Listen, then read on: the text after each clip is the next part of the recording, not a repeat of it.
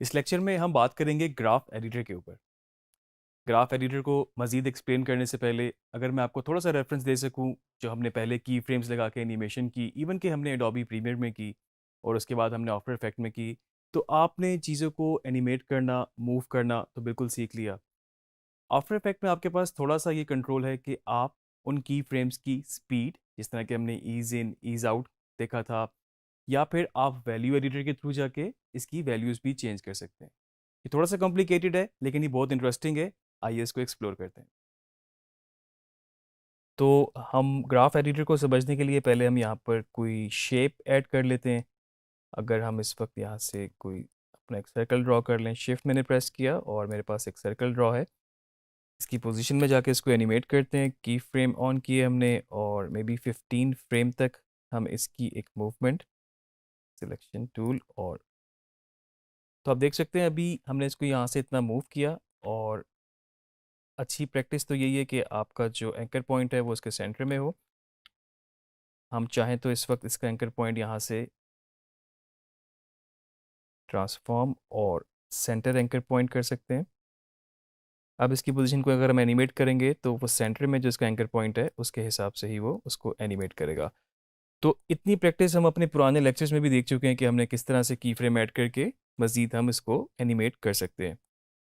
अब यहाँ पर हम थोड़ा सा इसको देखते हैं कि अगर इस मूवमेंट को हम थोड़ा सा कंट्रोल, थोड़ा सा चेंज करना चाहें, या फिर इसकी स्पीड को हम चेंज करना चाहें। स्पीड से मतलब ये है कि टाइम ड्यूरेशन आपकी वही रहेगी कि यहाँ से जो 0 फ्रेम से लेके 15 फ्रेम तक आपकी मूवमेंट जो है वो इसी फ्रेम के अंदर रहेगी। लेकिन हम ये कर सकते हैं कि हम इसकी स्पीड इन पॉइंट पे और आउट पॉइंट पे या फिर इन बिटवीन चेंज कर सकते हैं। मैं थोड़ी सी इसको की फ्रेम को और आगे 1 सेकंड पे कर देता हूँ ताकि हमारे पास थोड़ा सा एनिमेशन मूवमेंट का मार्जिन ज़्यादा हो और हमारे पास ये एनिमेशन है जो बिल्कुल स्टैटिक है, एक ही स्पीड पे आपके पास जा रही है। ग्राफ एडिटर पे जाने के लिए मेरे पास यहाँ पर एक ये छोटा सा टैब है, ग्राफ एडिटर। इसको मैं क्लिक करूँगा तो मेरे पास यहाँ पर इस तरह की विंडो खुल गई। ये बेसिकली वैल्यू ग्राफ इस वक्त हमें शो कर रहा है। और फर्दर हम यहाँ पर अगर क्लिक करेंगे तो मेरे पास यहाँ पर एडिट स्पीड ग्राफ की ऑप्शन मौजूद है। इसको सिलेक्ट कर लेंगे तो आपके पास ग्राफ एडिटर जो है बेसिकली स्पीड एडिटर इस तरह से आपके पास ओपन हो जाएगा। आप देख सकते हैं आपके पास उसी तरह से की फ्रेम मौजूद हैं, लेकिन की फ्रेम के साथ साथ आपके पास एक छोटे से हैंडल हैं जिसको आप चाहें तो मूव कर सकते हैं। और ऑब्वियसली ये इसकी स्पीड को ही रिप्रेजेंट करता है। जिस तरह से हमने ईज इन ईज आउट को देखा था उस तरीके से हम इस पे काम कर सकते हैं। नीचे जो फर्दर ऑप्शंस मौजूद हैं इसमें आप देख सकते हैं मेरे पास, इसको अगर होल्ड करना हो या फिर आपने लीनियर करना हो, जो कि अभी इटसेल्फ लीनियर ही है, या फिर आपने इसको थोड़ा सा कर्व करना हो तो आप कर सकते हैं। फिलहाल मैं इसको यहाँ से ईजी ईज करता हूँ। तो जो लाइन आपके पास बेसिकली बिल्कुल स्टैटिक थी, मैं अंडू करता हूँ इसको। ये देखिएगा बिल्कुल सीधी लाइन, बिल्कुल लीनियर लाइन है। और यहाँ पर इजी ईज करने से वो आपके पास इस तरह से एक पूरा कर्व बन चुका है। तो आप देख सकते हैं कि इस वक्त इसकी स्पीड में थोड़ा सा आपको डिफरेंस नज़र आएगा। और फर्दर इसका डिफरेंस दिखाने के लिए मैं इसको कर्व को और छेड़ता हूँ और हम इसको इस तरह से देखते हैं। अभी आप देखिएगा कि ये बैलेंस्ड है। अब हम इसको थोड़ा सा चेंज करते हैं कि एक साइड पे आप देख सकते हैं कि इस वक्त यहाँ पर नीचे जा रहा है आपका ग्राफ। और उसी 1 सेकंड के डिस्टेंस के अंदर ही उसने अपनी दो पोजीशंस के बीच में एनिमेशन की। लेकिन इस पॉइंट पे क्योंकि यहाँ पर जो हमारा कर्व है वो इस वक्त नीचे से यूं ऊपर उठ रहा है, और जो यूं ऊपर उठ रहा है ये बेसिकली इस चीज़ को रिप्रेजेंट करता है, यहाँ से वो स्पीड तेज करता है। तो अगर ये स्टैटिक होगी, लीनियर होगी, तो वो एक ही स्पीड पे जाएगा। इस वक्त हमारे पास क्या हो रहा है कि इस वक्त जो ये लाइन नीचे है और यहाँ पर इसकी स्पीड स्लो है, यहाँ पर इसने स्पीड पकड़ी और ग्रेजुअली ये यहाँ पर स्पीड इसकी आपको एक पॉइंट पे ज़्यादा तेज नज़र आई। थोड़ा सा इसको रिवर्स करते हैं कि इस कर्व को हम इस तरह से लेके चलते हैं। तो आप देख रहे हैं कि इस वक्त जो ये पॉइंट है ये बेसिकली स्पीड तेज कर रहा है। यहाँ पर आपके पास स्पीड ज़्यादा है शुरू के एरियाज में, और उसके बाद आपके पास स्पीड, तो वो बिल्कुल स्टैटिक स्पीड नहीं रही। और आप देख सकते हैं कि आप रियलिस्टिकली या फिर थोड़ा स्टाइलाइज करके इसको अपनी एनिमेशंस को बना सकते हैं इस तरीके से। और फर्दर आपके पास ये नीचे ऑप्शंस मौजूद हैं कि आप इनको की फ्रेम्स को सिलेक्ट करके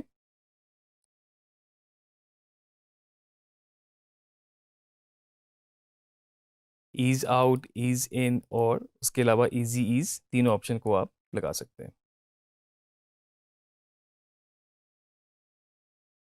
तो बेसिक की फ्रेम ऐड करने के बाद आप फर्दर इसको एनिमेशन को यहाँ से चेंज कर सकते हैं। तो स्पीड एडिटर बेसिकली स्पीड पे काम करेगा और स्पीड की फ्रेम्स की डिस्टेंस, की फ्रेम्स का ड्यूरेशन बिल्कुल वही रहेगा जिस तरह से आपने डिसाइड किया। हमने जो 1 सेकंड तक की एनिमेशन बनाई थी, लेकिन हमने इसकी स्पीड पे फ़र्क डाला और किस पॉइंट पे स्पीड ज़्यादा या कम करनी है हमारे पास, ये कंट्रोल बहुत अच्छा इसमें है। इसके बाद हम देखते हैं वैल्यू एडिटर को। तो वैल्यू एडिटर बेसिकली आप इसमें वैल्यू भी चेंज कर सकते हैं और फर्दर स्पीड को भी चेंज कर सकते हैं। और इधर ही मैं जाऊंगा जहां पर मेरे पास ग्राफ टाइप है, यहाँ से मैं एडिट वैल्यू ग्राफ करूंगा। तो आप देख सकते हैं कि मेरे पास यहाँ पर एक ये ग्रीन लाइन है और दूसरा मेरे पास रेड लाइन है। तो आप देख रहे हैं कि इस वक्त जो ये लाइन है वो बेसिकली इस वक्त मेरे पास इसका वाई एक्सिस है और दूसरी लाइन मेरे पास इसका एक्स एक्सिस है। तो एक्स एक्सिस में आपके पास ये मूवमेंट नज़र आ रही है, इसलिए आपको ये कर्व नज़र आ रहा है। और वाई में इस पर कोई चेंज नहीं है, मतलब ये कि वर्टिकली आपको कुछ चेंज नज़र नहीं आ रहा, तो इसलिए आपको इसमें कोई चेंज नज़र नहीं आ रहा। मिसाल के तौर पे अगर इसका जो सेकंड की फ्रेम है हम यहाँ पर जाते हैं और इसकी वैल्यू अगर यहाँ पर नीचे होती, तो आप देख रहे हैं कि इस वक्त आपके पास ग्राफ एडिटर में वाई एक्सिस भी चेंज हो चुका है। इंटरेस्टिंग बात यह है कि आप इसमें दोनों को अलग अलग भी ट्रीट कर सकते हैं। इसको हम चाहें तो यहाँ से स्प्लिट कर लें, क्योंकि अभी आपके पास पोजीशन आ रही है, चेंज करने से आपके पास ओवरऑल चेंज हो सकती है एक्स वाई दोनों। आप इसको मैनुअली भी कर सकते हैं और आप देख रहे हैं ग्राफ आपका चेंज कर रहा है। मैं इस वक्त क्या करता हूँ, एनिमेशन एक बनाता हूँ। चले हम बॉल बाउंस करके देखते हैं और इन की फ्रेम्स को भी मैं डिलीट करता हूँ यहाँ से और इसको हम अलाइन कर लेते हैं सेंट्रली इस वक्त। और की फ्रेम हमने ऑन किया और हम गए 15 फ्रेम पे और उसके बाद हम इसको मैनुअली नीचे की तरफ हमने इसको किया। अभी मेरे पास इस तरह से 15 फ्रेम तक मेरे पास कोई इस तरह की मूवमेंट है। अब मैं चाहूँ तो इनको स्प्लिट कर लूँ और मैं सिर्फ एक एक्सिस पे काम करूँ, दूसरे एक्सिस पे मैं बाद में काम करूँगा, क्योंकि मैंने बॉल को बाउंस करना है अभी। यहाँ राइट क्लिक करूँगा, मेरे पास ये ऑप्शन है सेपरेट डायमेंशंस की, और उसके अलावा मैं इसको सिलेक्ट करके यहाँ से भी क्लिक करूँगा तो सेपरेट डायमेंशंस यहाँ से कर सकता हूँ। आप देख सकते हैं यहाँ पर आपके पास जो एक्स एक्सिस था वो रेड और आपके पास वाई ग्रीन में ये शो कर रहा है। तो यहाँ से मैं इसकी की फ्रेम अभी हटा दूँ इस पर, क्योंकि मैं एक पे काम कर रहा हूँ। यहाँ से वाई एक्सिस को हम सिलेक्ट करें और इसकी एनिमेशन थोड़ी सी हम क्रिएट करते हैं। मुझे यहाँ से वैल्यू चेंज करने की ज़रूरत नहीं, मे बी मुझे यहाँ पर भी चेंज करने की ज़रूरत नहीं। मैं सिर्फ अपने ग्राफ एडिटर पर रहते हुए ही सारी एनिमेशन क्रिएट कर सकता हूँ, सारी मूवमेंट यहाँ से कंट्रोल कर सकता हूँ। 15 और नेक्स्ट मैं गया 1 सेकेंड 5th फ्रेम पे। पेन टूल से मैं की फ्रेम ऐड कर सकता हूँ, नहीं तो मैं कंट्रोल प्रेस करूँगा और इस पर क्लिक करूँगा तो एक की फ्रेम मेरे पास यहाँ भी ऐड हो गया। और सिर्फ इसको यहाँ से मूव करने से आप देख सकते हैं कि इस वक्त बॉल की पोजीशन जो है वो मूव हो रही है। मैं इसको अगर ऊपर लेके जाऊँगा, ऑब्वियसली वो स्क्रीन से बाहर निकल रहा है। मेरे पास मैक्सिमम पॉइंट जो आ रहा है वो इस वक्त ये वाला आ रहा है और इस की फ्रेम पे मैं इसको एडजस्ट कर सकता हूँ। तो मुझे एग्जैक्टली उस की फ्रेम पे जाने की ज़रूरत नहीं है जो स्टार्टिंग पॉइंट था, क्योंकि हम बॉल को बाउंस कर रहे हैं और मैं इसको इतना ऊपर बाउंस कर लेता हूँ। अभी हम देखते हैं हमारे पास क्या एनिमेशन बन रही है।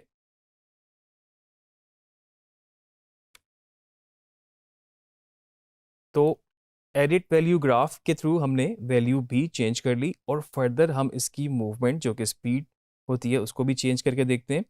मैं यहाँ से की फ्रेम सिलेक्ट कर सकता हूँ और उसके बाद मैं इसको यहाँ से इजी ईज कर देता हूँ। तो आप देख रहे हैं कि ये कर्व बदल गया है, आपके पास ये हैंडल्स भी आ गए हैं और आप चाहें तो इसका कंट्रोल जिस तरह बॉल की बाउंस आपने बनानी है, कहाँ पर आपको स्पीड चाहिए, इसमें सिर्फ आपको ये ख्याल रखना होगा कि आपका की फ्रेम अगर पोजीशन से हिलेगा तो उसकी एनिमेशन में भी फ़र्क पड़ेगा ऑब्वियसली। तो ये हैंडल मूव करते वक्त आपको इस सेंटर वाले की फ्रेम, जिस की फ्रेम पे आप काम कर रहे हैं, उसका इतना आपको ज़्यादा नहीं करना कि वो अपनी जगह से हिल जाए।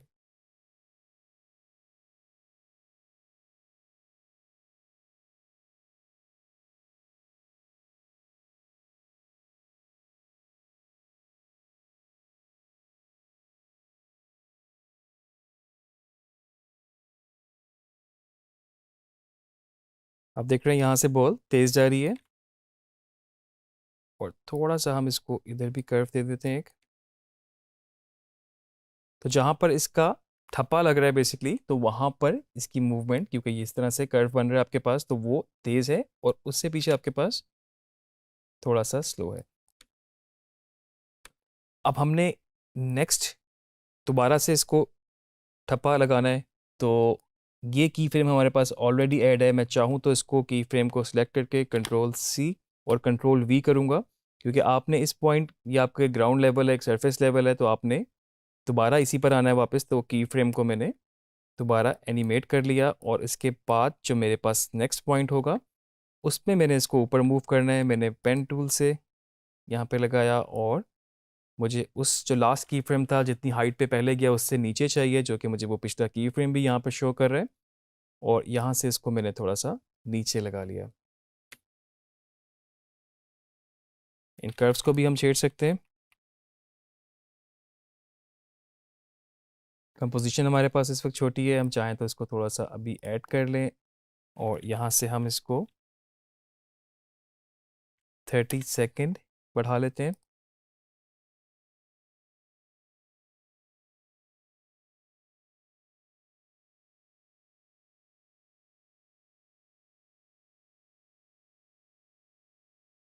और इसके बाद हमने इसको दोबारा ग्राउंड लेवल पे लेकर जाना है, और हम अपने 15 फ्रेम की कैलकुलेशन से चल रहे हैं।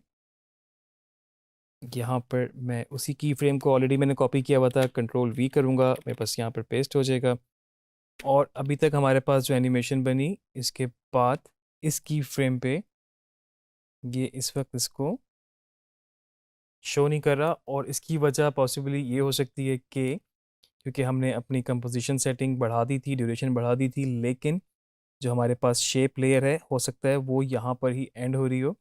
तो इसके लिए हम इसको फ़िलहाल ऑफ कर सकते हैं, और अपनी लेयर, जी यहाँ पर हमारे पास लेयर, हम इसको यहाँ से एक्सपेंड कर दें जहाँ तक हमें चाहिए। मे बी हम इसको 6 सेकंड तक ले जाते हैं, और दोबारा से ग्राफ एडिटर में जाके हम वाई एक्सिस सिलेक्ट करेंगे, और फर्दर उसके बाद हम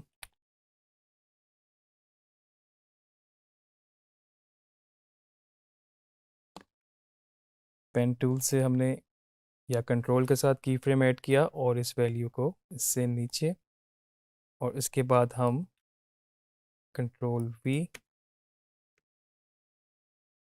फिर हम इसका ठप्पा थोड़ा सा हम छोटा कर सकते हैं, क्योंकि इस वक्त जो है ये बिल्कुल बाउंस हो रहा है। एंड में 5 फ्रेम के डिफरेंस से हम इसको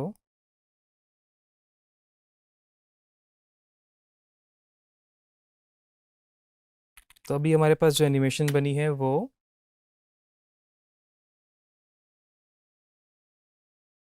कुछ इस तरह से बनी है। ऑब्वियसली अभी ये इसमें थोड़ा सा काम होने वाला है, और जो काम होने वाला है वो आप देख सकते हैं कि अपने आपने जिन की फ्रेम पे आपको डिस्टर्बेंस लगती है, अगर ये आया है, और अगर आप चाहते हैं कि जिस तरह स्टार्ट में भी ये इसकी स्पीड आपको थोड़ी सी बढ़ानी है, थोड़ी सी स्पीड यहाँ से बढ़ा सकते हैं, क्योंकि जितना ये ऊपर इस तरह जाएगा इसकी स्पीड बढ़ेगी।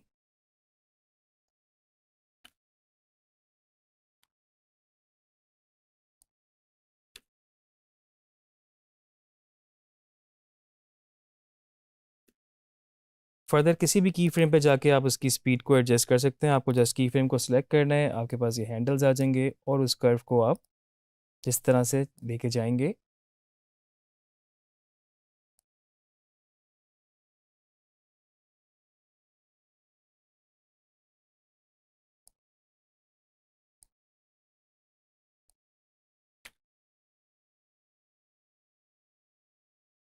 किसी पॉइंट पे आपको लगता है कि जिस तरह कि इनका डिस्टेंस भी कम होना चाहिए, आप उनको भी दोबारा मूव कर सकते हैं। मिसाल के तौर पे आपने 2 की फ्रेम ही सिलेक्ट किए, आप इनको क्लोज कर सकते हैं, और अगर आपको ओवरऑल ज़्यादा भी करने थे तो आप इस तरह से लेके सिलेक्ट करके उनका डिस्टेंस आप फर्दर पास में कर सकते हैं।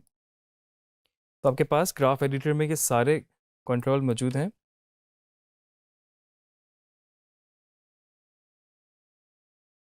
हमने मोशन ब्लर भी देखा था, हम चाहें तो इसमें मोशन ब्लर ऐड कर लें और यहाँ से इस लेयर पे, क्योंकि अब आपको ये ब्लर नज़र आएगा मूवमेंट इसकी।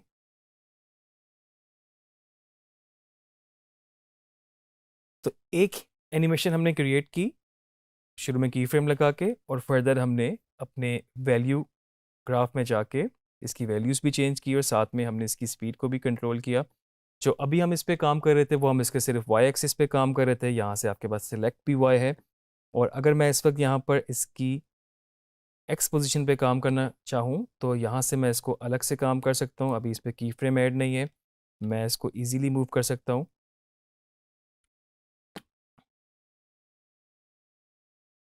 तो आप देख सकते हैं कि यहाँ से मैं इसको स्क्रीन से बाहर ले जाके मैंने की फ्रेम ऐड किया, और जहाँ तक इसका बाउंस जा रहा है उसको मैं एक्स एक्सिस को मैंने अलग से एनिमेट कर दिया।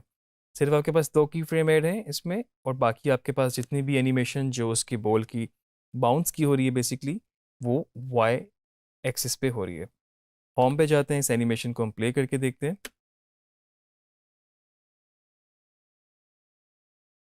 तो एक्स एक्सिस को एनिमेट करने की वजह से हमारे पास मूवमेंट कुछ इस तरह से आ गई कि बॉल बाउंस होने के साथ साथ मूव भी कर रही है, ट्रेवल भी कर रही है आगे।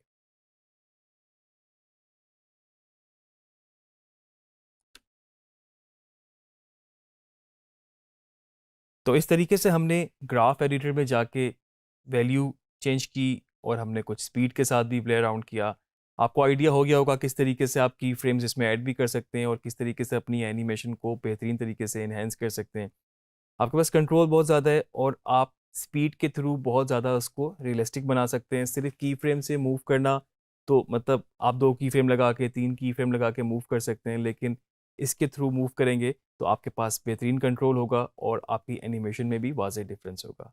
इसकी प्रैक्टिस ज़रूर कीजिएगा। थोड़ा सा देखने में कॉम्प्लिकेटेड है लेकिन ये काफ़ी इंटरेस्टिंग है। मुझे उम्मीद है कि आप इसको एंजॉय करेंगे।